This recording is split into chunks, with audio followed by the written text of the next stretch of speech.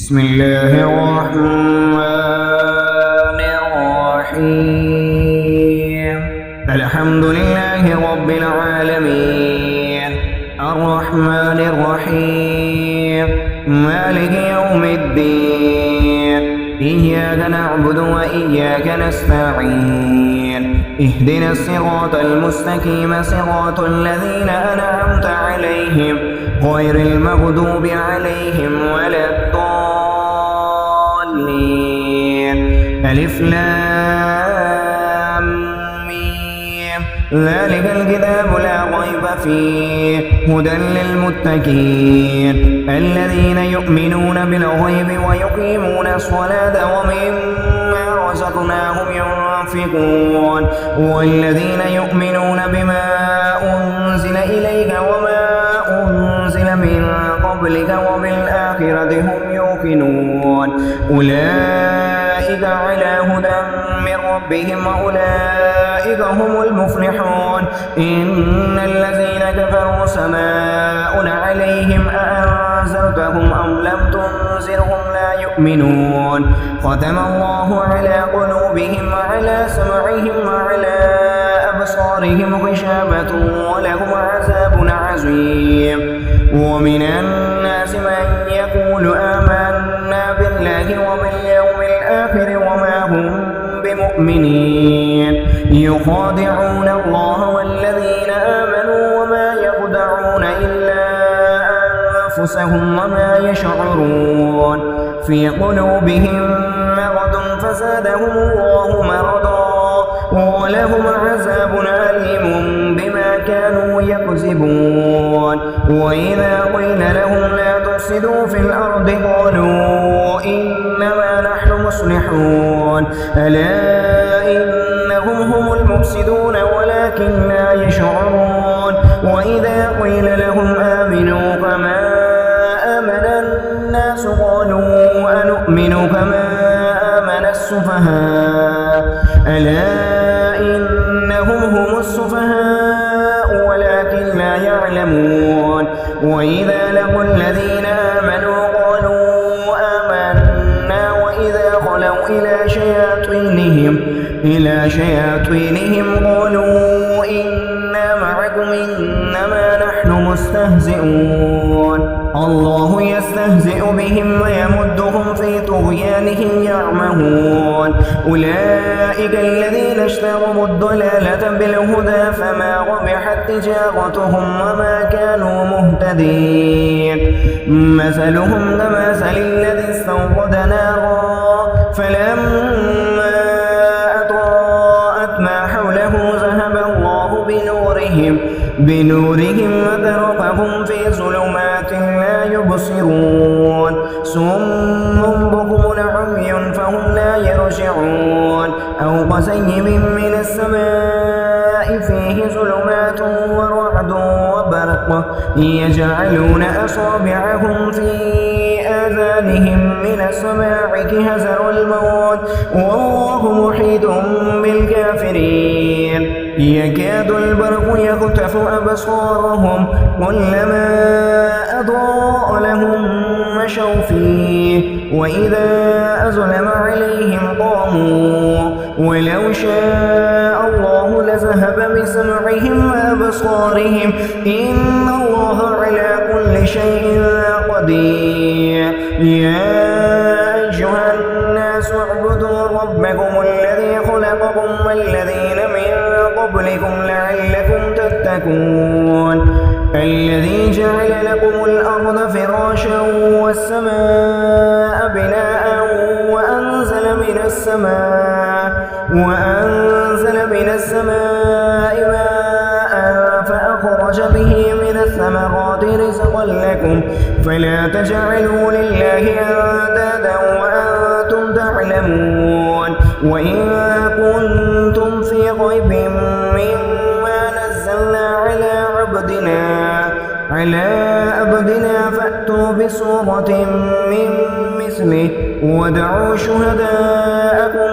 من دون الله إن كنتم صادقين. فإن لم تفعلوا ولا تفعلوا فاتقوا النار التي وقودها الناس والحجارة أعدت للكافرين وبشر الذين آمنوا وعملوا الصالحات أن لهم جنات تجري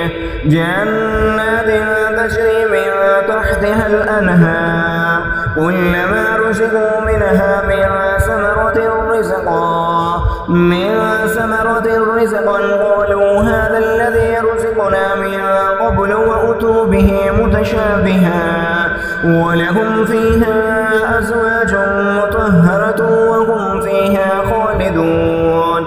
إن الله لا يستحيي أن يضرب مثلا ما بعودة فما فوقها فأما الذين آمنوا فيعلمون أنه الحق من ربهم وأما الذين كفروا فيقولون ماذا أراد الله بهذا مثلا يضل به كثيرا ويهدي به كثيرا وما يضل به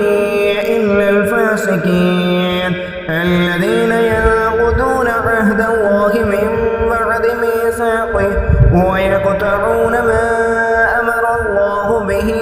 أن يوصل ويفسدون في الأرض أولئك هم الخاسرون كيف تكفرون بالله وكنتم أمواتا فأحياكم ثم يميتكم ثم يحييكم ثم إليه ترجعون هو الذي خلق لكم ما في الأرض جميعا ثم استوى إلى السماء فسواهن 7 سماوات وهو بكل شيء عليم وإذا قال ربك للملائكة إني جاعل في الأرض خليفة قالوا أتجعل فيها من يفسد فيها ويسفك الدماء ونحن نسبح بحمدك ونقدس لك قال إني أعلم ما لا تعلمون وعلم آدم الأسماء كلها ثم أردهم على الملائكة فقال أنبئوني بأسماء هؤلاء إن كنتم صادقين قالوا سبحانك لا علم لنا إلا ما علمتنا إنك أنت العليم الحكيم قال يا آدم أنبئهم بأسمائهم فلما أنبأهم بأسمائهم قال ألم أقل لكم إني أعلم غيب السماوات والأرض وأعلم ما تبدون وما كنتم تكتمون وإذ قلنا للملائكة اسجدوا لآدم فسجدوا إلا إبليس أبى واستكبر وكان من الكافرين وقلنا يا آدم اسكن أنت وزوجك الجنة وكلا منها رغدا حيث شئتما ولا تقربا هذه الشجرة فتكونا من الظالمين فأزلهما الشيطان عنها فأخرجهما مما كان فيه وقلنا اهبطوا بعضكم لبعض عدو ولكم في الأرض مستقر ومتاع إلى حين فتلقى آدم من ربه كلمات فتاب عليه إنه هو التواب الرحيم قلنا اهبطوا منها جميعا فإما يأتينكم مني هدى فمن تبع هداي فلا خوف عليهم ولا هم يحزنون والذين كفروا وكذبوا بآياتنا أولئك أصحاب النار هم فيها خالدون يا بني إسرائيل اذكروا نعمتي التي أنعمت عليكم وأوفوا بعهدي أوف بعهدكم وإياي فارهبون وآمنوا بما أنزلت مصدقا لما معكم ولا تكونوا أول كافر به ولا تشتروا بآياتي ثمنا قليلا وإياي فاتقون ولا تلبسوا الحق بالباطل وتكتموا الحق وأنتم تعلمون وأقيموا الصلاة وآتوا الزكاة واركعوا مع الراكعين أتأمرون الناس بالبر وتنسون أنفسكم وأنتم تتلون الكتاب أفلا تعقلون واستعينوا بالصبر والصلاة وإنها لكبيرة إلا على الخاشعين الذين يظنون أنهم ملاقو ربهم وأنهم إليه راجعون يا بني إسرائيل اذكروا نعمتي التي أنعمت عليكم وأني فضلتكم على العالمين واتقوا يوما لا تجزي نفس عن نفس شيئا ولا يقبل منها شفاعة ولا يؤخذ منها عدل ولا هم ينصرون وإذ نجيناكم من آل فرعون يسومونكم سوء العذاب يذبحون أبناءكم ويستحيون نساءكم وفي ذلكم بلاء من ربكم عظيم وإذ فرقنا بكم البحر فأنجيناكم وأغرقنا آل فرعون ما أنتم تنظرون وإذ باعثنا موسى 40 ليلة ثم اتخذتم العجل من بعده ما أنتم ظالمون ثم عفونا عنكم من بعد ذلك لعلكم تشكرون وإذ آتينا موسى الكتاب والفرقان لعلكم تهتدون وإذ قال موسى لقومه يا قوم إنكم ظلمتم أنفسكم باتخاذكم العجل فتوبوا إلى بارئكم فاقتلوا أنفسكم ذلكم خير لكم عند بارئكم فتاب عليكم إنه هو التواب الرحيم وإذا قلتم يا موسى لن نؤمن لك حتى نرى الله جهرة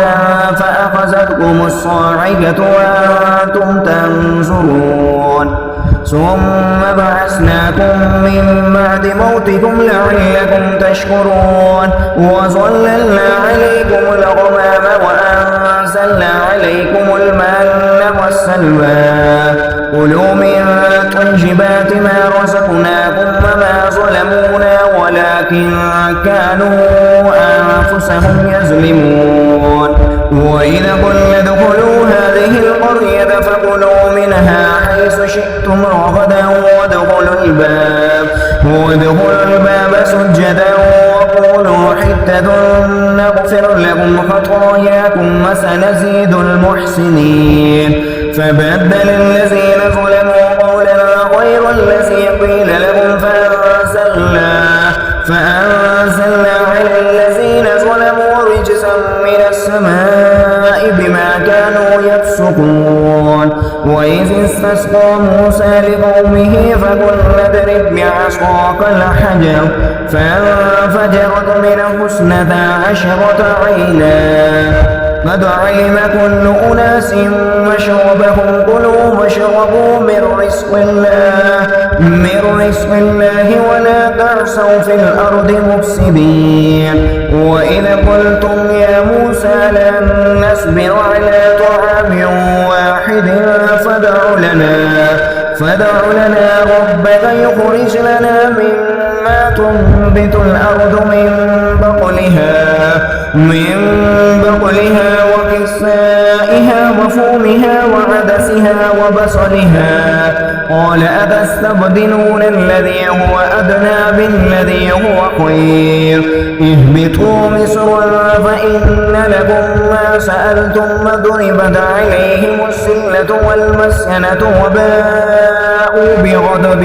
من الله ذلك بأنهم كانوا يكفرون بآيات الله ويقتلون النبيين بغير الحق ذلك بما عصوا وكانوا يعتدون إن الذين آمنوا والذين هادوا والنصارى والصابئين من آمن بالله واليوم الآخر الآخر وعمل صالحا فلهم أجرهم عند ربهم ولا خوف عليهم ولا هم يحزنون. وإذا أخذنا ميثاقكم ورفعنا فوقكم الطور خذوا ما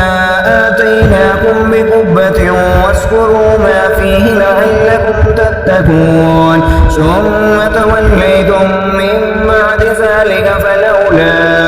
فلولا فضل الله عليكم ورحمته لكنتم من الخاسرين. ولقد علمتم الذين اعتدوا منكم في السبت فقلنا لهم كونوا قردة خاسئين فجعلناها نكالا لما بين يديها وما خلفها وموعظة للمتقين. وإذ قال موسى لقومه إن الله يأمركم أن تذبحوا بقرة قالوا أتتخذنا هزوا قال أعوذ بالله أن أكون من الجاهلين. قال ادع لنا ربك يبين لنا ما هي قال إنه يقول إنها بقرة لا فارض ولا بكر عوان بين ذلك ففعلوا ما تؤمرون. قال ادع لنا ربك يبين لنا ما لونها قال إنه يقول إنها بقرة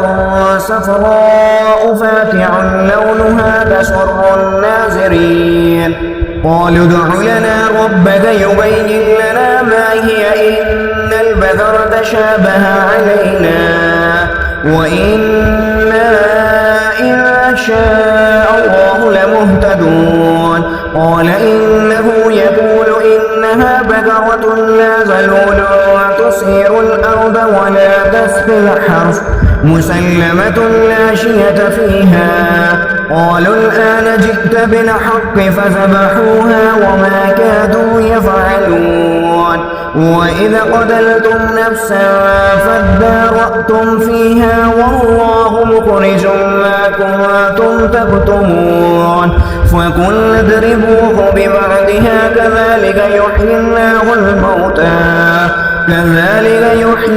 الموتى ويريكم آياته لعلكم تعقلون. ثم كست قلوبكم من بعد ذلك فهي كالحجارة أو أشد قسوة وإن من الحجارة لما يتفجر منه الأنهار وإن منها لما يشقق فيخرج منه الماء وإن منها لما يهبط من خشية الله وما الله بغافل عما تعملون. أفتطمعون أن يؤمنوا لكم وقد كان فريق منهم يسمعون كلام الله ثم يحرفونه من بعد ما عقلوه وهم يعلمون. وإذا لقوا الذين آمنوا قالوا آمنا وإذا خلا بعضهم إلى بعض قالوا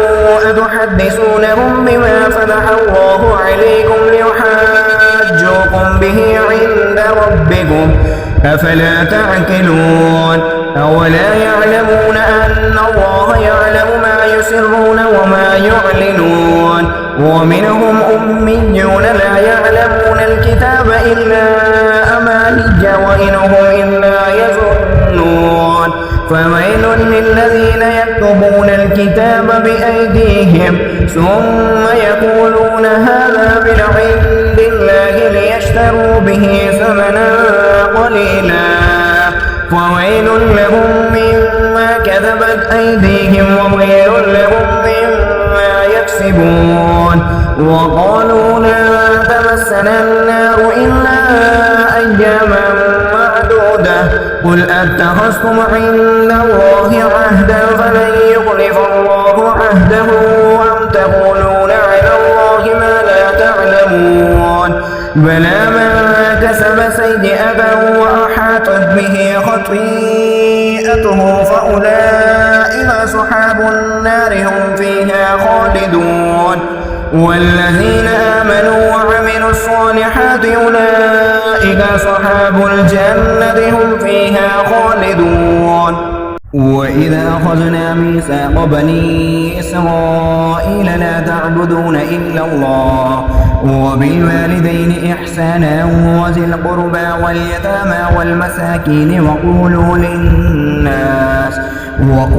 للناس حسنا وأقيموا الصلاة وآتوا الزكاة ثم توليتم إلا قليلا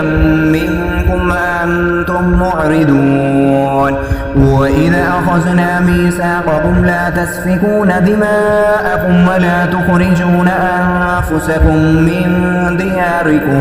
من دياركم ثم أقررتم وأنتم تشهدون ثم أنتم هؤلاء تقتلون أنفسكم وتخرجون فريقا منكم من ديارهم تظاهرون عليهم بالإثم والعدوان وإن يأتوكم أسارى تفادوهم وهو محرم عليكم إخراجهم أفتؤمنون ببعض الكتاب وتكفرون ببعض فما جزاء من يفعل ذلك منكم إلا خزي في الحياة الدنيا ويوم القيامة يردون إلى أشد العذاب وما الله بغافل عما تعملون. أولئك الذين اشتروا الحياة الدنيا بالآخرة فلا يخفف عنهم العذاب ولا هم ينصرون. ولقد آتينا موسى الكتاب وقفينا من بعده بالرسل وآتينا عيسى ابن مريم البينات وأيدناه بروح القدس أفكلما جاءكم رسول بما لا تهوى أنفسكم استكبرتم ففريقا كذبتم وفريقا تقتلون. وقالوا قلوبنا غلف بل لعنهم الله بكفرهم فقليلا ما يؤمنون. ولما جاءهم كتاب من عند الله مصدق لما معهم وكانوا من قبل يستفتحون على الذين كفروا فلما جاءهم ما عرفوا به فلعنة الله على الكافرين. بئس ما اشتروا به أنفسهم أن يكفروا بما أنزل الله بغيا أن ينزل الله من فضله على من يشاء من عباده فباءوا بغضب على غضب وللكافرين عذاب مهين. وإذا قيل لهم آمنوا بما أنزل الله قالوا نؤمن بما أنزل علينا ويكفرون بما وراءه وهو الحق مصدقا لما معهم قل فلم تقتلون أنبياء الله من قبل إن كنتم مؤمنين. ولقد جاءكم موسى بالبينات ثم اتخذتم العجل من بعده ما أنتم ظالمون. وإذا أخذنا ميثاقكم ورفعنا فوقكم الطور خذوا ما آتيناكم بقوة واسمعوا قالوا سمعنا وعصينا وأشربوا في قلوبهم العجل بكفرهم قل بئس ما يأمركم به إيمانكم إن كنتم مؤمنين. قل إن كانت لكم الدار الآخرة عند الله خالصة من دون الناس فتمنوا الموت إن كنتم صادقين ولن يتمنوه أبدا بما قدمت أيديهم والله عليم بالظالمين. ولتجدنهم أحرص الناس ومن الذين أشركوا يود أحدهم لو يعمر 1000 سنة وما هو بمزحزحه من العذاب أن يعمر والله بصير بما يعملون قل من كان عدوا لجبريل فإنه نزله على قلبك بإذن الله مصدقا لما بين يديه وهدى وبشرى للمؤمنين من كان عدوا لله وملائكته ورسله وجبريل وميكال فإن الله عدو للكافرين ولقد أنزلنا إليك آيات بينات وما يكفر بها إلا الفاسقون أو كلما أعادوا عهدا نبذه فريق منهم بل أكثرهم لا يؤمنون ولما جاءهم رسول من عند الله مصدق لما معهم نبذ فريق من الذين أوتوا الكتاب كتاب الله وراء ظهورهم كأنهم لا يعلمون واتبعوا ما تتلو الشياطين على ملك سليمان وما كفر سليمان ولكن الشياطين كفروا يعلمون الناس السحر وما أنزل على الملكين ببابل هاروت وماروت وما يعلمان من أحد حتى يقولا إنما نحن فتنة فلا تكفر فيتعلمون منهما ما يفرقون به بين المرء وزوجه وما هم بضارين به من أحد إلا بإذن الله ويتعلمون ما يضرهم ولا ينفعهم ولقد علموا لمن اشتراه ما له في الآخرة من خلاق ولبئس ما شروا به أنفسهم لو كانوا يعلمون ولو أنهم آمنوا واتقوا لمثوبة من عند الله خير لو كانوا يعلمون يا أيها الذين آمنوا لا تقولوا راعنا وقولوا انصرنا واسمعوا وللكافرين عذاب أليم ما يمد الذين كفروا من أهل الكتاب ولا المشركين أن ينزل عليكم من خير من ربكم والله يختص برحمته من يشاء والله ذو الفضل العظيم ما ننسخ من آية أو ننسها نأت بخير منها أو مثلها ألم تعلم أن الله على كل شيء قدير ألم تعلم أن الله له ملك السماوات والأرض وما لكم من دون الله من ولي ولا نصير أم تريدون أن تسألوا رسولكم كما سئل موسى من قبل ومن يتبدل الكفر بالإيمان فقد ضل سواء السبيل ود كثير من أهل الكتاب لو يردونكم من بعد إيمانكم كفارا حسدا من عند أنفسهم من بعد ما تبين لهم الحق فاعفوا واصفحوا حتى يأتي الله بأمره إن الله على كل شيء قدير وأقيموا الصلاة وآتوا الزكاة وما تقدموا لأنفسكم من خير تجدوه عند الله إن الله بما تعملون بصير وقالوا لن يدخل الجنة إلا من كان هودا أو نصارى تلك أمانيهم قل هاتوا برهانكم إن كنتم صادقين بلى من أسلم وجهه لله وهو محسن فله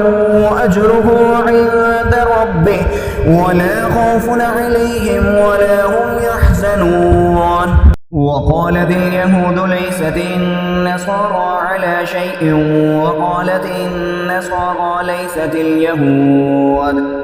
وقالت النصارى ليست اليهود على شيء وهم يتلون الكتاب كذلك قال الذين لا يعلمون مثل قولهم فالله يحكم بينهم يوم القيامة فيما كانوا فيه يختلفون ومن أظلم ممن منع مساجد الله أن يذكر فيها اسمه وسعى في خرابها أولئك ما كان لهم أن يدخلوها إلا خائفين لهم في الدنيا خزي ولهم في الآخرة عذاب عظيم ولله المشرق والمغرب فأينما تولوا فثم وجه الله إن الله واسع عليم وقالوا اتخذ الله ولدا سبحانه بل له ما في السماوات والأرض كل له قانتون بديع السماوات والأرض وإذا قضى أمرا فإنما يقول له كن فيكون وقال الذين لا يعلمون لولا يكلمنا الله أو تأتينا آية كذلك قال الذين من قبلهم مثل قولهم تشابهت قلوبهم قد بينا الآيات لقوم يوقنون إنا أرسلناك بالحق بشيرا ونذيرا ولا تسأل عن أصحاب الجحيم ولا ترضى عنك اليهود ولا النصارى حتى تتبع ملتهم قل إن هدى الله هو الهدى ولئن اتبعت أهواءهم بعد الذي جاءك من العلم ما لك من الله من ولي ولا نصير الذين آتيناهم الكتاب يتلونه حق تلاوته أولئك يؤمنون به ومن يكفر به فأولئك هم الخاسرون يا بني إسرائيل اذكروا نعمتي التي أنعمت عليكم وأني فضلتكم على العالمين واتقوا يوما لا تجزي نفس عن نفس شيئا ولا يقبل منها عدل ولا تنفعها شفاعة ولا هم ينصرون وإذ ابتلى إبراهيم ربه بكلمات فأتمهن قال إني جاعلك للناس إماما قال ومن ذريتي قال لا ينال عهد الظالمين وإذ جعلنا البيت مثابة للناس وأمنا واتخذوا من مقام إبراهيم مصلى وعهدنا إلى إبراهيم وإسماعيل أن طهر بيتي للطائفين والعاكفين والركع السجود وإذ قال إبراهيم رب اجعل هذا بلدا آمنا وارزق أهله من الثمرات من آمن منهم بالله واليوم الآخر قال ومن كفر فأمتعه قليلا ثم أضطره إلى عذاب النار وبئس المصير وإذ يرفع إبراهيم القواعد من البيت وإسماعيل ربنا تقبل منا إنك أنت السميع العليم ربنا واجعلنا مسلمين لك ومن ذريتنا أمة مسلمة لك وأرنا مناسكنا وتب علينا إنك أنت التواب الرحيم ربنا وابعث فيهم رسولا منهم يتلو عليهم آياتك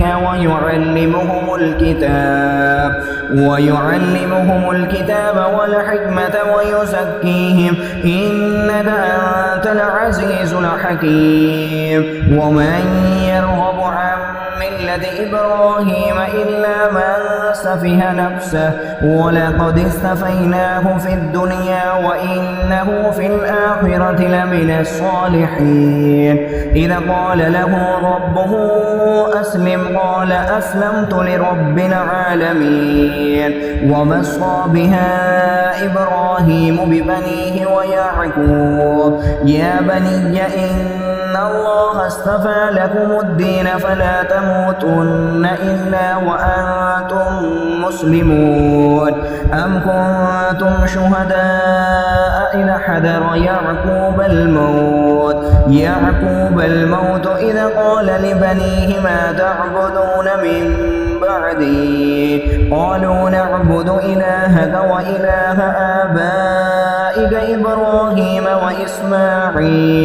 وإسماعيل وإسحاق إلها واحدا ونحن له مسلمون تلك أمة قد خلت لها ما كسبت ولكم ما كسبتم ولا تسألون عما كانوا يعملون وقالوا كونوا هودا أو نصارى تهتدوا قل بل ملة إبراهيم حنيفا وما كان من المشركين قولوا آمنا بالله وما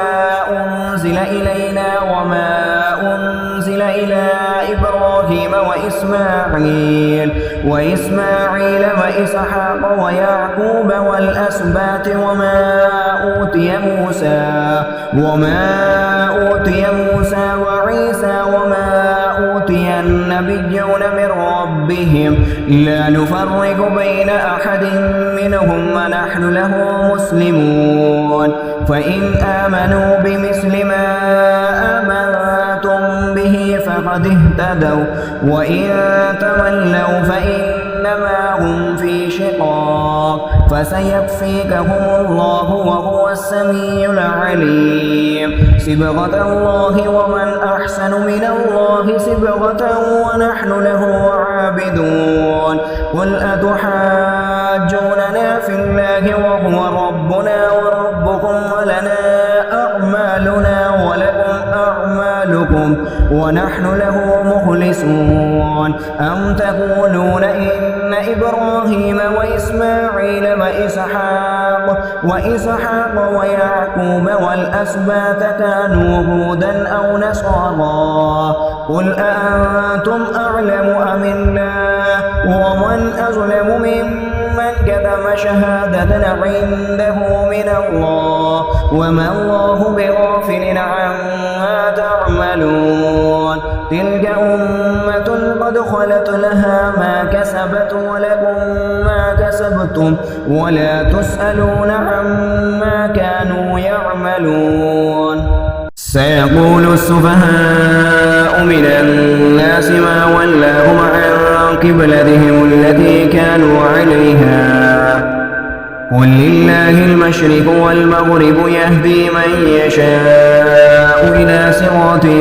مستقيم وكذلك جعلناكم أمة وسطا لتكونوا شهداء على الناس ويكون الرسول عليكم شهيدا وما جعلنا القبلة التي كنت عليها إلا لنعلم من يتبع الرسول ممن ينقلب على عقبيه وإن كانت لكبيرة إلا على الذين هدى الله وما كان الله ليضيع إيمانكم إن الله بالناس لرؤوف رحيم قد نرى تقلب وجهك في السماء فلنولينك قبلة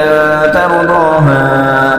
فول وجهك شطر المسجد الحرام وحيث ما كنتم فولوا وجوهكم شطره وإن الذين أوتوا الكتاب ليعلمون أنه الحق من ربهم وما الله بغافل عما يعملون ولئن أتيت الذين أوتوا الكتاب بكل آية ما تبعوا قبلتك وما أنت بتابع قبلتهم وما بعدهم بتابع قبلة بعد ولئن اتبعت أهواءهم من بعد ما جاءك من العلم إنك إذا لمن الظالمين الذين آتيناهم الكتاب يعرفونه كما يعرفون أبناءهم وإن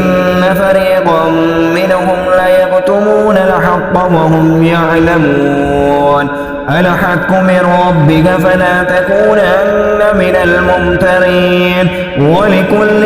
وجهة هو موليها فاستبقوا الخيرات أينما تكونوا يأتي بكم الله جميعا إن الله على كل شيء قدير ومن حيث خرجت فول وجهك شطر المسجد الحرام وإنه للحق من ربك وما الله بغافل عما تعملون ومن حيث خرجت فول وجهك شطر المسجد الحرام وحيث ما كنتم فولوا وجوهكم شطره لئلا يكون للناس عليكم حجة إلا الذين ظلموا منهم فلا تخشوهم واخشوني ولأتم نعمتي عليكم ولعلكم تهتدون كما أرسلنا فيكم رسولا منكم يتلو عليكم آياتنا ويزكيكم ويعلمكم الكتاب والحكمة ويعلمكم ما لم تكونوا تعلمون فاذكروني أذكركم واشكروا لي ولا تكفرون يا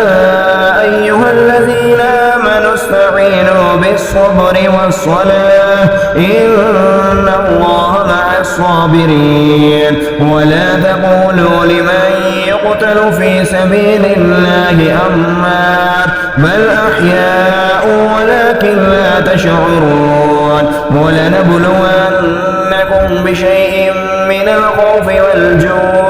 والجوع ونقص من الأموال والأنفس والثمرات وبشر الصابرين الذين إذا أصابتهم مصيبة قالوا إنا لله وإنا إليه راجعون أولئك عليهم صلوات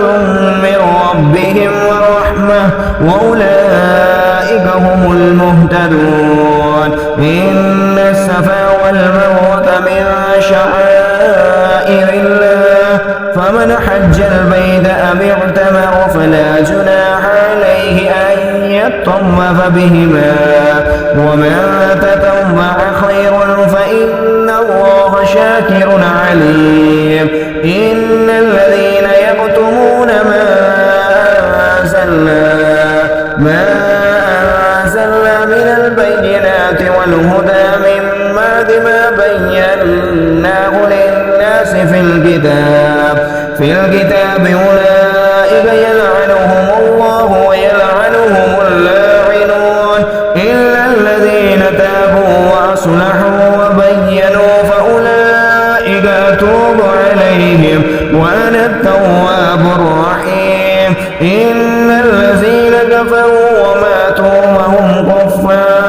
وهم كفار أولئك عليهم لعنة الله والملائكة والناس أجمعين خالدين فيها لا يخفف عنهم العذاب ولا هم ينظرون وإلهكم إله واحد لا إله إلا هو الرحمن الرحيم إن في خلق السماوات والأرض واختلاف الليل والنهار والفلك الذي تجري في البحر بما ينفع الناس وما أنزل الله من السماء من ماء فأحيا به الأرض بعد موتها وبث فيها من كل دابة وتصريف الرياح والسحاب المسخر بين السماء والأرض لآيات لقوم يعقلون ومن الناس من يتخذ من دون الله أندادا يحبونهم كحب الله والذين آمنوا أشد حبا لله ولو يرى الذين ظلموا إذ يرون العذاب أن القوة لله جميعا وأن الله شديد العذاب إذ تبرأ الذين اتبعوا من الذين اتبعوا ورأوا العذاب وتقطعت بهم الأسباب وقال الذين اتبعوا لو أن لنا قرة فنتبرأ منهم كما تبرأوا منا كذلك يريهم الله أعمالهم حسرات عليهم وما هم بخارجين من النار يا أيها الناس كلوا مما في الأرض حلالا طيبا ولا تتبعوا خطوات الشيطان إنه لكم عدو مبين إنما يأمركم بالسوء والفحشاء وأن تقولوا على الله ما لا تعلمون وإذا قيل لهم اتبعوا ما أنزل الله قالوا بل نتبع ما ألفينا عليه آباءنا أولو كان آباؤهم لا يعقلون شيئا ولا يهتدون ومثل الذين كفروا كمثل الذي ينعق بما لا يسمع إلا دعاء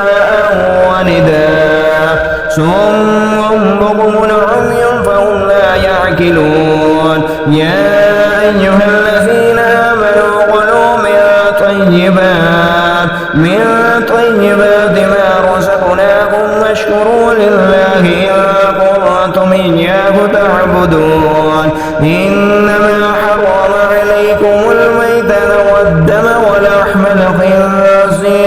ولحم الخنزير وما أهل به لغير الله فمن اضطر غير باغ ولا عاد فلا إثم عليه إن الله غفور رحيم إن الذين يكتمون ما أنزل الله من الكتاب ويشترون به ثمنا قليلا أولئك ما يأكلون في بطونهم إلا النار ولا يكلمهم الله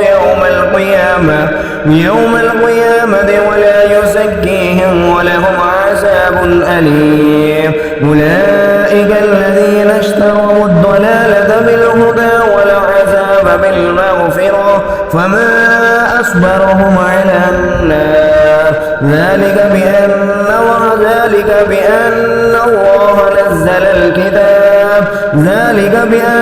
الله نزل الكتاب بالحق وإن الذين اختلفوا في الكتاب لفي شقاق بعيد ليس البر أن تولوا وجوهكم قبل المشرق والمغرب ولكن البر من آمن بالله واليوم الآخر والملائكة والكتاب والنبيين وآتى المال على حبه ذوي ذوي القربى واليتامى والمساكين وابن السبيل والسائلين وفي الرقاب وأقام الصلاة وآتى الزكاة والموفون بعهدهم إذا عاهدوا والصابرين في البأساء والضراء وحين البأس أولئك الذين صدقوا وأولئك هم المتقون. يا أيها الذين آمنوا كتب عليكم القصاص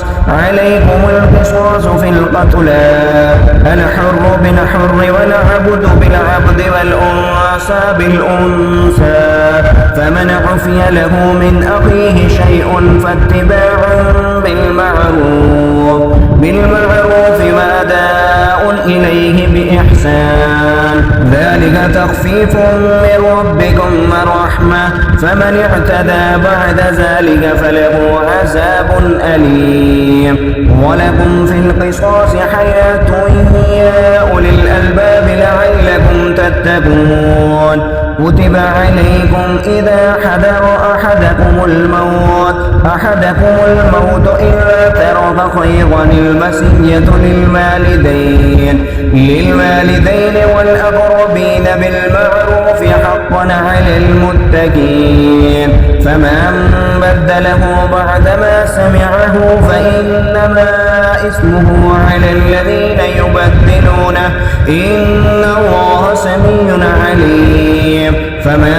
خاف من موص جنفا أو إثما فأصلح بينهم فلا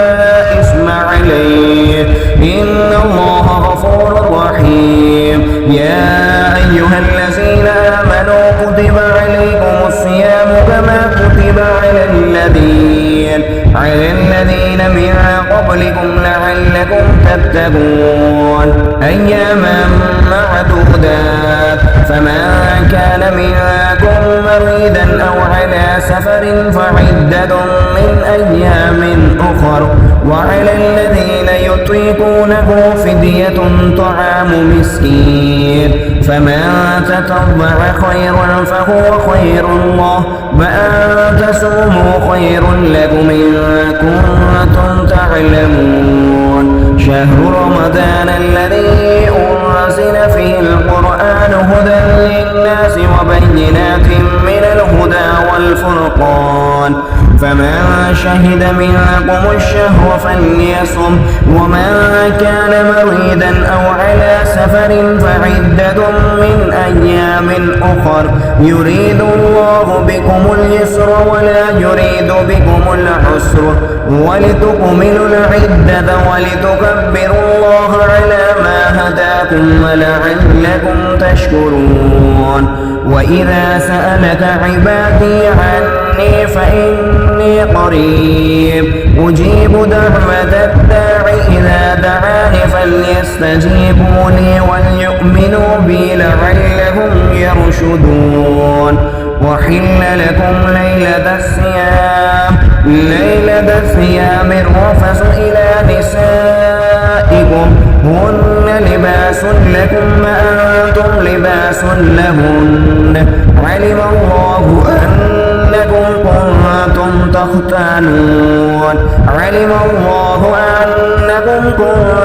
تختانون أنفسكم فتاب عليكم وعفى عنكم فالآن باشروهن وابتغوا ما كتب الله لكم وكلوا واشربوا حتى يتبين لكم الخيط الأبيض من الخيط الأسود من الفجر ثم أتموا الصيام إلى الليل ولا تباشروهن وأنتم عاكفون في المساجد تلك حدود الله فلا تقربوها كذلك يبين الله آياته للناس لعلهم يتقون. ولا تأكلوا أموالكم بينكم بالباطل وتدلوا بها إلى الحكام إلى الحكام لتأكلوا فريقا من أموال الناس بالإثم ما أنتم تعلمون يسألونك عن الأهلة قل هي مواقيت للناس والحج وليس البر بأن تأتوا البيوت من ظهورها ولكن البر من اتقى فأتوا البيوت من أبوابها واتقوا الله لعلكم تفلحون وقاتلوهم في سبيل الله الذين يقاتلونكم ولا تعتدوا إن الله يحب المعتدين واقتلوهم حيث سخفتموهم وأخرجوهم من حيث أخرجوكم والفتنة أشد من القتل ولا تقاتلوهم عند المسجد الحرام حتى يقاتلوكم فيه فإن قاتلوكم فاقتلوهم كذلك جزاء الكافرين فإن انتهوا فإن الله غفور رحيم وقاتلوهم حتى لا تكون فتنة ويكون الدين لله فإن انتهوا فلا عدوان إلا على الظالمين الشهر الحرام بالشهر الحرام والحرمات قصاص فمن اعتدى عليكم فاعتدوا عليه بمثل ما اعتدى عليكم واتقوا الله واعلموا أن الله مع المتقين وأنفقوا في سبيل الله ولا تلقوا بأيديكم إلى التهلكة وأحسنوا إن الله يحب المحسنين وأتموا الحج والعمرة لله فإن أحسنتم فما استيسر من الهدي ولا تحلقوا رؤوسكم حتى يبلغ الهدي محله فمن كان منكم مريضا أو به أذى من رأسه ففدية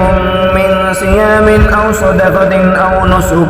فإذا أمنتم فمن تمتع بالعمرة إلى الحج فما استيسر من الهدي فمن لم يجد فصيام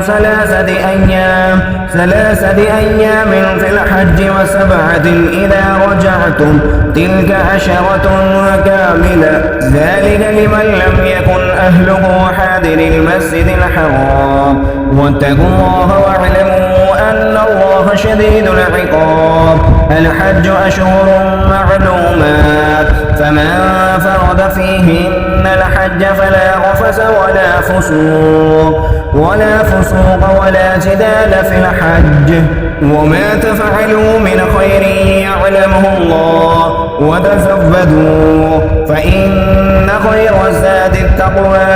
واتقون يا أولي الألباب ليس عليكم جناح أن تبتغوا فضلا من ربكم فإذا أفدتم من عرفات فاذكروا الله عند المشعر الحرام واذكروه كما هداكم إن كنتم من قبله لمن الضالين ثم أفيدوا من حيث أفاد الناس واستغفروا الله إن الله غفور رحيم فإذا قضيتم مناسككم فاذكروا الله كذكركم آباءكم أو أشد ذكرا فمن الناس من يقول ربنا آتنا في الدنيا وما له في الآخرة من خلاق ومنهم من يقول ربنا آتنا في الدنيا حسنة وفي الآخرة حسنة وقنا عذاب النار أولئك لهم نصيب مما كسبوا والله سريع الحساب واذكروا الله في أيام معدودات فمن تعجل في يومين فلا إثم عليه ومن تأخر فلا إثم عليه لمن اتقى واتقوا الله واعلموا أنكم إليه تحشرون ومن الناس من يعجبك قوله في الحياة الدنيا ويشهد الله على ما في قلبه وهو ألد الخصام وإذا تولى سعى في الأرض ليفسد فيها ويهلك الحرث والنسل والله لا يحب الفساد. وإذا قيل له اتق الله أخذته العزة بالإثم فحسبه جهنم ولبئس المهاد. ومن الناس من يشري نفسه ابتغاء مرضات الله والله رؤوف بالعباد. يا أيها الذين آمنوا ادخلوا في السلم كافة ولا تتبعوا خطوات الشيطان إنه لكم عدو مبين. فإن زللتم من بعد ما جاءتكم البينات فاعلموا أن الله عزيز حكيم. هل ينظرون إلا أن يأتيهم الله في زلل من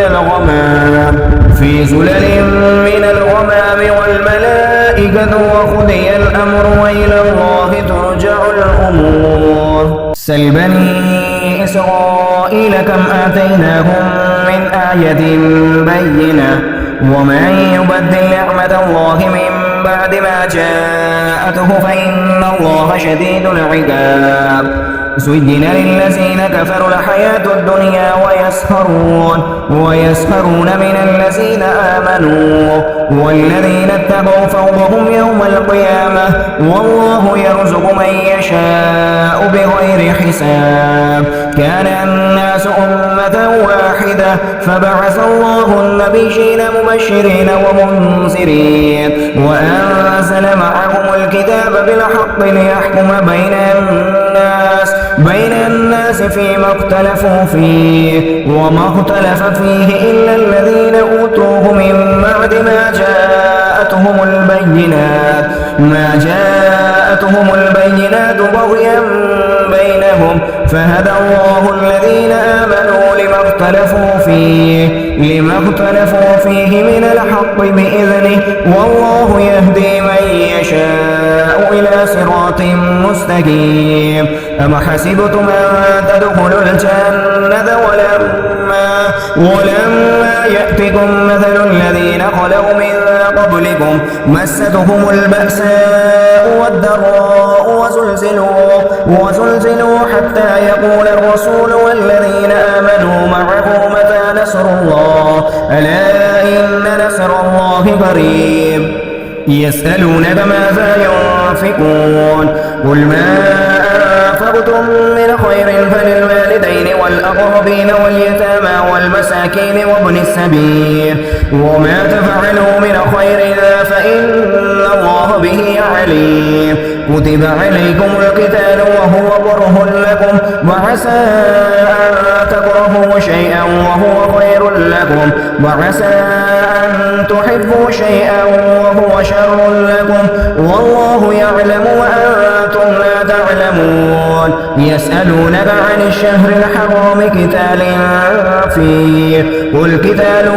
فيه كبير وصد عن سبيل الله وكفر به والمسجد الحرام وإخراج أهله منه أكبر عند الله والفتنة أكبر من القتل ولا يزالون يقاتلونكم حتى يردوكم عن دينكم إن استطاعوا ومن يرتد منكم عن دينه فيمت وهو كافر فأولئك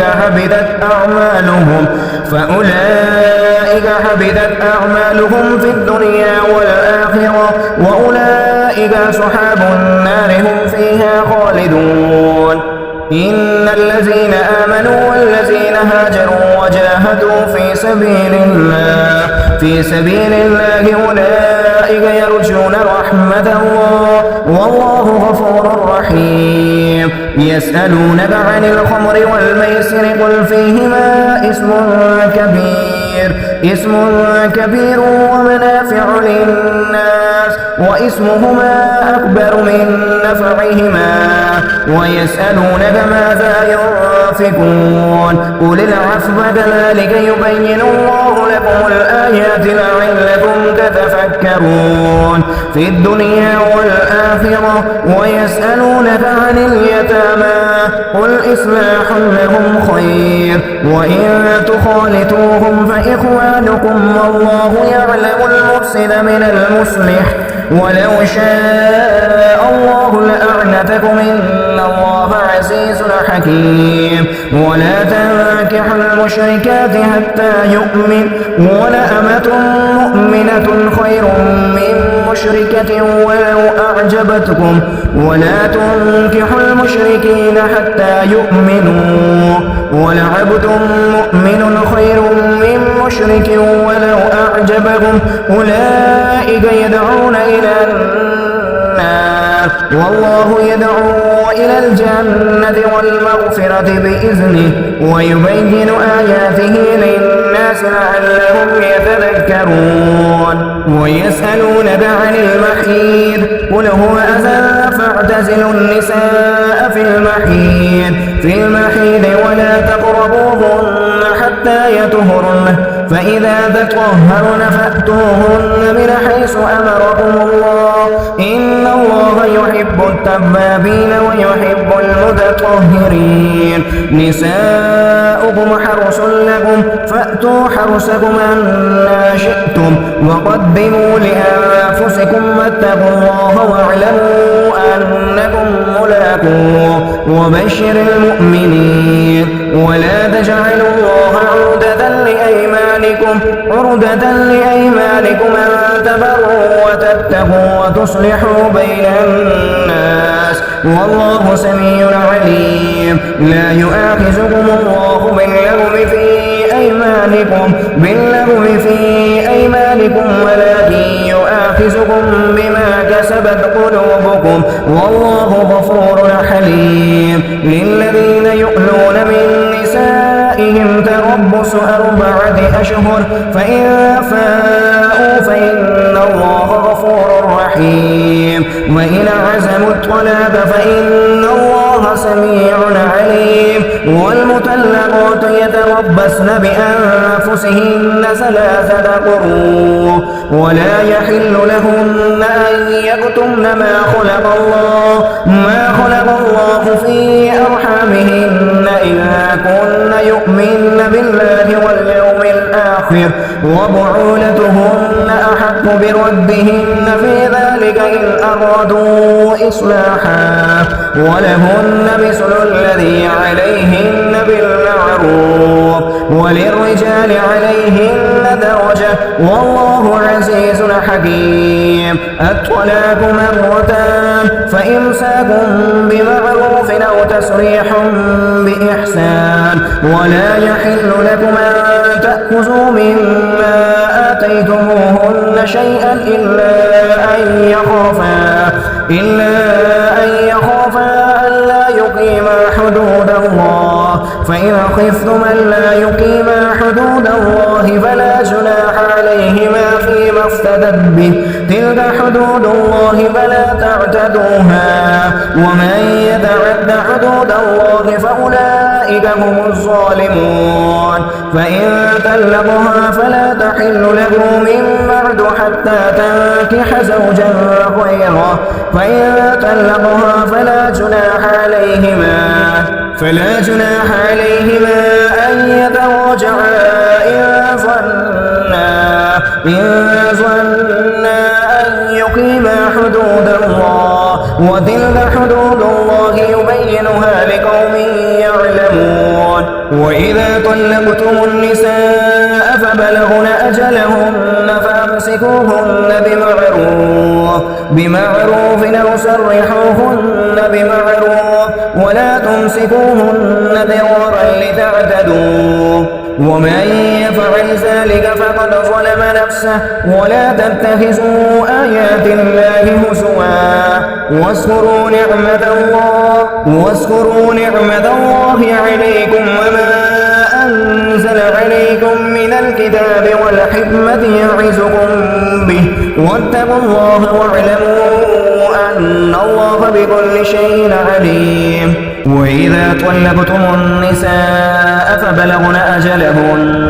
أجلهن فلا تعذلوهن أن ينكحن أزواجهن إذا تراضوا بينهم بالمعروف ذلك يوعظ به من كان منكم يؤمن بالله واليوم الآخر ذلكم أزكى لكم وأطهر والله يعلم وأنتم لا تعلمون. والوالدات يرضعن أولادهن حولين كاملين لمن أراد أن يتم الرضاعة وعلى المولود له رزقهن وكسوتهن بالمعروف لا تكلف نفس إلا وسعها لا تضار والدة بولدها ولا مولود له بولده وعلى الوارث مثل ذلك فإن أراد فصالا عن تراض منهما وتشاور فلا جناح عليهما. وإن أردتم أن تسترضعوا أولادكم فلا جناح عليكم إذا سلمتم ما آتيتم بالمعروف واتقوا الله واعلموا أن الله بما تعملون بصير. والذين يتوفون منكم ويذرون أزواجا يتربصن بأنفسهن 4 أشهر وعشرا فإذا بلغن أجلهن فلا جناح عليكم فيما فعل في أنفسهن بالمعروف والله بما تعملون خبير. ولا جناح عليكم فيما عرضتم به من خطبة النساء أو أكننتم في أنفسكم علم الله أنكم ستذكرونهن ولكن لا تواعدوهن سرا إلا أن تقولوا قولا معروفا ولا تعزموا عقدة النكاح حتى يبلغ الكتاب أجله واعلموا أن الله يعلم ما في أنفسكم فاحذروه واعلموا أن الله غفور حليم. لا جناح عليكم إن طلقتم النساء ما لم تمسوهن أو تفرضوا لهن فريضة ومتعوهن على الموسع قدره وعلى المقتر قدره متاعا بالمعروف حقا على المحسنين. وإن طلقتموهن من قبل أن تمسوهن وقد فرضتم لهن فريدة فنصف ما فرضتم إلا أن يعفون أو يعفو الذي بيده عقدة النكاح وأن تعفوا أقرب للتقوى ولا تنسوا الفضل بينكم إن الله بما تعملون بصير. حافظوا على الصلوات والصلاة الوسطى وقوموا لله قانتين. فإن خفتم فرجالا أو ركبانا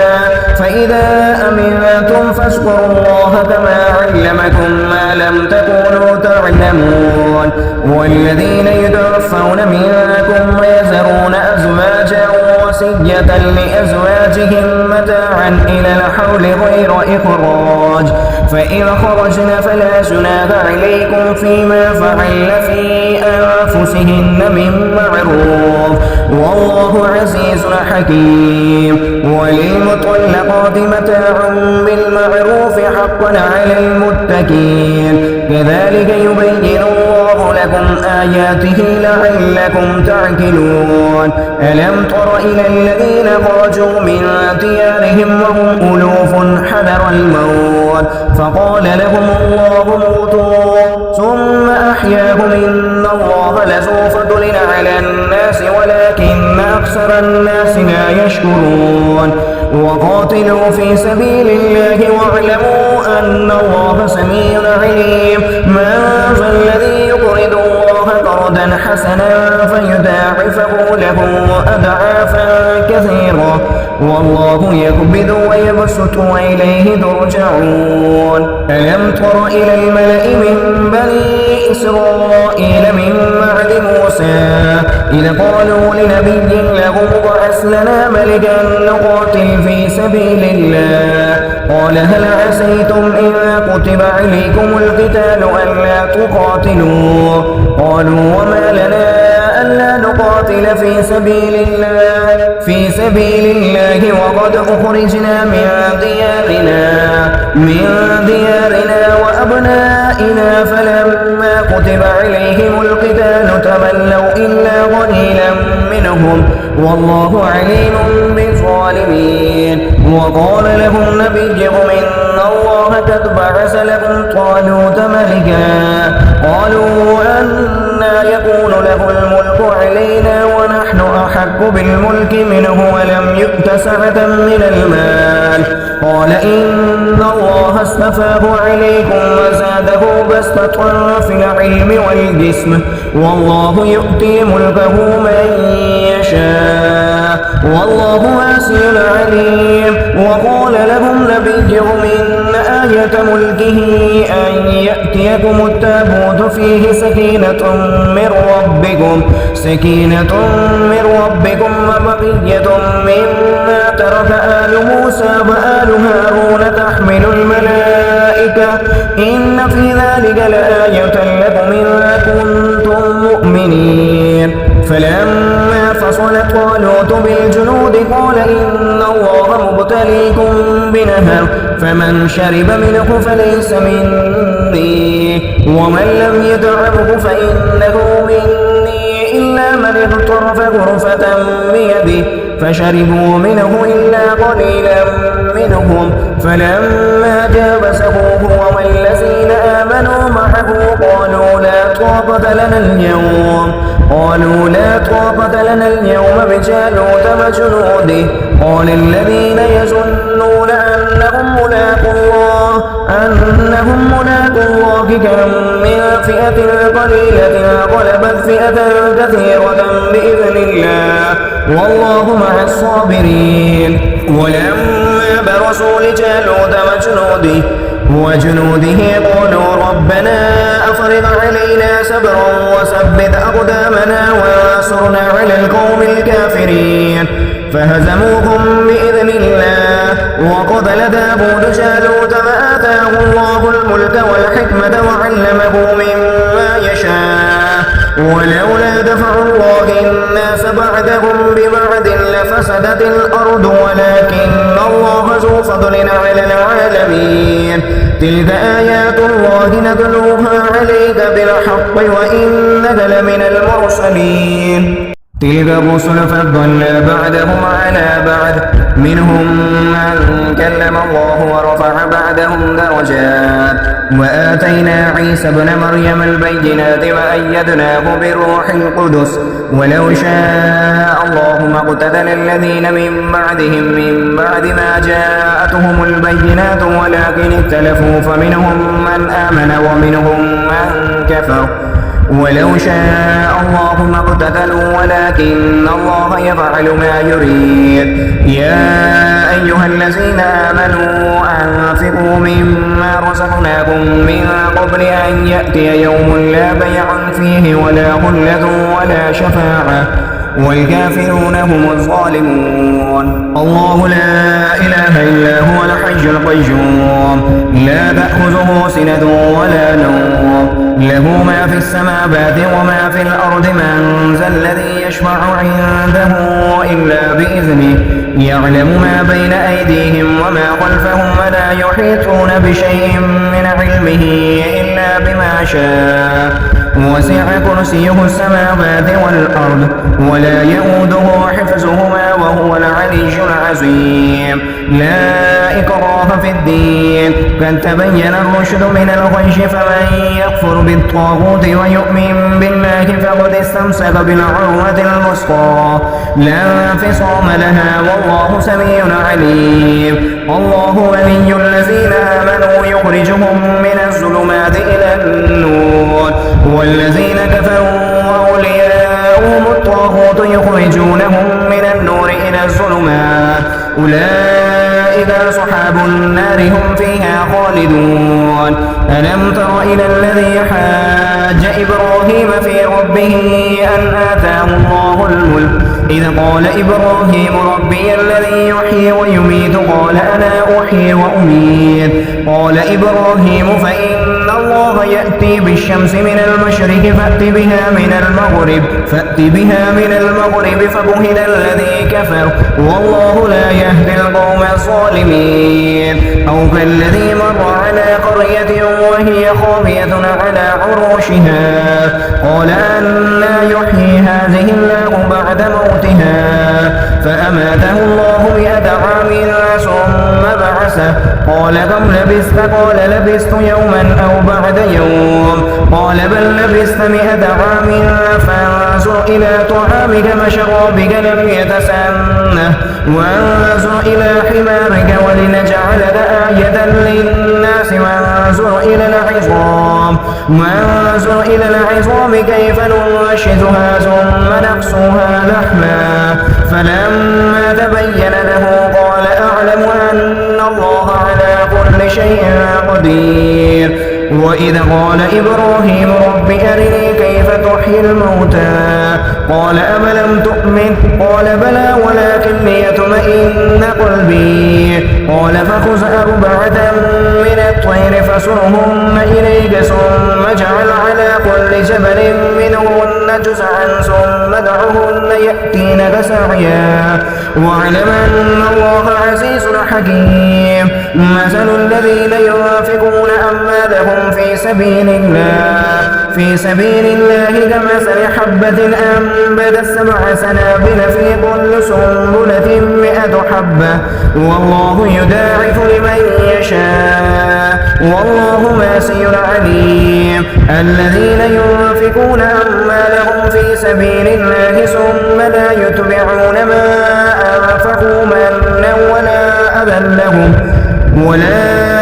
لهم أجرهم عند ربهم ولا خوف عليهم ولا هم يحزنون. قول معروف ومغفرة خير من صدقة يتبعها أذى والله غني حليم. يا أيها الذين آمنوا لا تبطلوا صدقاتكم بالمن والأذى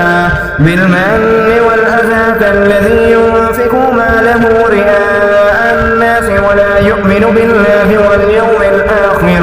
فمثله كمثل صفوان عليه تراب فأصابه وابل فتركه صلدا لا يقدرون على شيء مما كسبوا والله لا يهدي القوم الكافرين. ومثل الذين ينفقون أموالهم ابتغاء مرضات الله وتثبيتا من أنفسهم كمثل جنة بربة أصابها وابل فآتت أكلها ضعفين فإن لم يصبها وابل فطل والله بما تعملون بصير. أيمد أحدكم أن تكون له جنة من نخيل وأعناب تجري من تحتها الأنهار له فيها من كل الثمرات ما أصابه الكبر وله ذرية ضعفاء فأصابها إعصار فيه نار فاحترقت كذلك يبين الله لكم الآيات لعلكم تتفكرون. يا أيها الذين آمنوا أنفقوا من طيبات ما كسبتم ومما أخرجنا لكم من الأرض ولا تيمموا الخبيث منه تنفقون ولستم بآخذيه إلا أن تغمضوا فيه واعلموا أن الله غني حميد. الشيطان يعدكم الفقر ويأمركم بالفحشاء والله يعدكم مغفرة منه وفضلا والله واسع عليم. يؤتي الحكمة من يشاء ومن يؤت الحكمة فقد أوتي خيرا كثيرا وما يذكر إلا أولو الألباب. وما أنفقتم من نفقة أو نذرتم من نذر فإن الله يعلمه وما للظالمين من أنصار إن تبدوا الصدقات فنعما هي وإن تخفوها وتؤتوها الفقراء فهو خير لكم ويكفر عنكم من سيئاتكم والله بما تعملون خبير ليس عليك هداهم ولكن الله يهدي من يشاء وما تنفقوا من خير فلأنفسكم وما تنفقون إلا ابتغاء وجه الله وما تنفقوا من خير يوفى إليكم وأنتم لا تظلمون للفقراء الذين أحصروا في سبيل الله لا يستطيعون ضربا في الأرض يحسبهم الجاهل أغنياء من التعفف تعرفهم بسيماهم لا يسألون الناس إلحافا وما تنفقوا من خير فإن الله به عليم الذين ينفقون أموالهم بالليل والنهار سرا وعلانية فلهم أجرهم عند ربهم ولا خوف عليهم ولا هم يحزنون الذين يأكلون الربا لا يقومون إلا كما يقوم الذي يتخبطه الشيطان من المس ذلك بأنهم قالوا إنما البيع مثل الربا وأحل الله البيع وحرم الربا فمن جاءه موعظة من ربه فانتهى فله ما سلف وأمره إلى الله ومن عاد فأولئك أصحاب النار هم فيها خالدون يمحق الله الربا ويربي الصدقات والله لا يحب كل كفار أثيم إن الذين آمنوا وعملوا الصالحات وأقاموا الصلاة وآتوا الزكاة لهم أجرهم عند ربهم ولا خوف عليهم ولا هم يحزنون يا أيها الذين آمنوا اتقوا الله وذروا ما بقي من الربا إن كنتم مؤمنين فإن لم تفعلوا فأذنوا بحرب من الله ورسوله وإن تبتم فلكم رؤوس أموالكم لا تظلمون ولا تظلمون وإن كان ذو عسرة فنذرة إلى ميسرة وأن تصدقوا خير لكم إن كنتم تعلمون واتقوا يوما ترجعون فيه إلى الله ثم توفى كل نفس ما كسبت وهم لا يظلمون يا أيها الذين آمنوا إذا تداينتم بدين إلى أجل مسمى فاكتبوه وليكتب بينكم كاتب بالعدل ولا يأب كاتب أن يكتب كما علمه الله فليكتب وليملل الذي عليه الحق وليتق الله ربه ولا يبخس منه شيئا فإن كان الذي عليه الحق سفيها أو ضعيفا أو لا يستطيع أن يمل فهو فليملل وليه بالعدل واستشهدوا شهيدين من رجالكم فإن لم يكونا رجلين فرجل وامرأتان ممن ترضون من الشهداء أن تضل إحداهما فتذكر إحداهما الأخرى ولا يأبى الشهداء إذا ما دعوا ولا تسأموا أن تكتبوه صغيرا أو كبيرا إلى أجله ذلكم أقسط عند الله وأقوم للشهادة وأدنى ألا ترتابوا إلا أن تكون تجارة حاضرة